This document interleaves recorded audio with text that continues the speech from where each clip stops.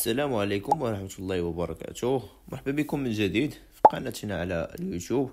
في هذا الفيديو غنديرو شرح ديال منهجية النص وفق الإطار المرجعي الخاص بوزارة التعليم، وغنشوفو شنو هما الخطوات اللي خصك تتبعهم باش تقاد منهجية صحيحة وتاخد نقطة مرتفعة في مادة الفلسفة.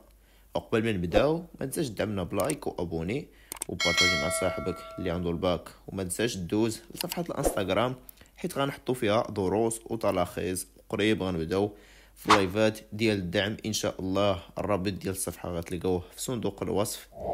وندوزو دابا لاول خطوه معنا في منهجيه النص اللي هي مطلب الفهم او المقدمه، واللي كتكون من تحديد موضوع النص. يعني النص اللي عندنا في الامتحان غنحاولوا نصنفوه لأين مزوءه كينتمي وإين مفهوم وإين محور. مثلا عندنا واحد النص كيندرج ضمن مجزوءة الوضع البشري، تحت مفهوم الشخص، تحت محور كيندرج المحور ديال الشخص والهوية.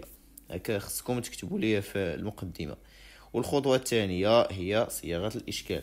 شنو هي صياغة الإشكال؟ هي الحديث عن المفهوم اللي عندنا في النص. يعني كمثال، ويقصد مثلا عندنا في هذا النص كيدوي على الشخص، نديرو ويقصد بالشخص ونبقاو ندويو عليه ونحاولوا نتوسعوا فيه مزيان. والخطوة الثالثة اللي معنا هي صياغة الأسئلة الأساسية الموجهة للتحليل والمناقشة.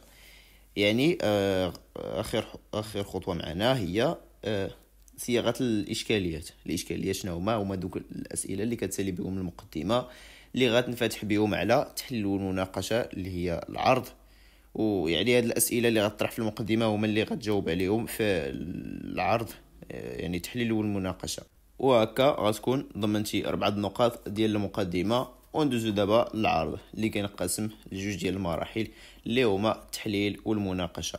غنبداو اولا بالتحليل، واول خطوه فيه هي تحديد اطروحه النص وشرحها. اطروحه النص هي بحال الا قلتي واحد الفكره، يعني الفكره الاساسيه ديال النص، وغتحاول يعني توسع فيها مزيان وتشرحها مزيان. والخطوه الثانيه هي تحديد مفاهيم النص وبيان العلاقه التي تربط بينهم. النص غيكون فيه بعض المفاهيم اللي نتايا غتحاول تستخرجهم ودير لهم الشرح ديالهم، ومن بعد غدير شنو هي العلاقه اللي كتربط بيناتهم، واش علاقه تضاد ولا علاقه، شنو هي العلاقه بيناتهم. واخر خطوه اللي هي تحليل الحجج المعتمده في الدفاع عن اطروحه النص.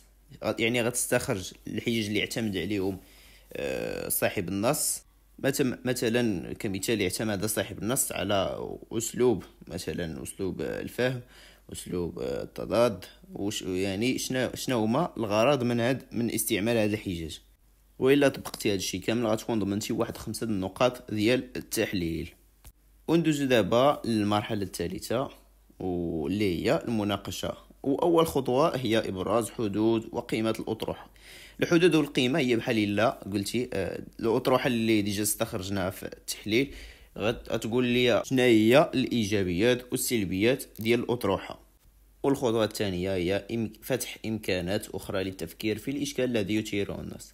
يعني في هذه المرحله غنستحضروا الموقف ديال الفيلسوف المؤيد والفيلسوف المعارض. واخر مرحله هي مطلب التركيب او الخاتمه اللي غنديروا فيها خلاصه لكاع داكشي اللي شفناه في التحليل والمناقشه. ثم غنقدموا راي شخصي مدعم، يعني غنساليو براي شخصي حول الاشكال اللي عندنا وندعموا الراي ديالنا بامثله من الواقع او حجج وبراهين. وقبل ما نساليو الفيديو ديالنا بغيت نقول لكم التسجيل في عرض الدعم راه مفتوح على طول العام. غتقولوا لي شنو غنستافدوا من هذا العرض.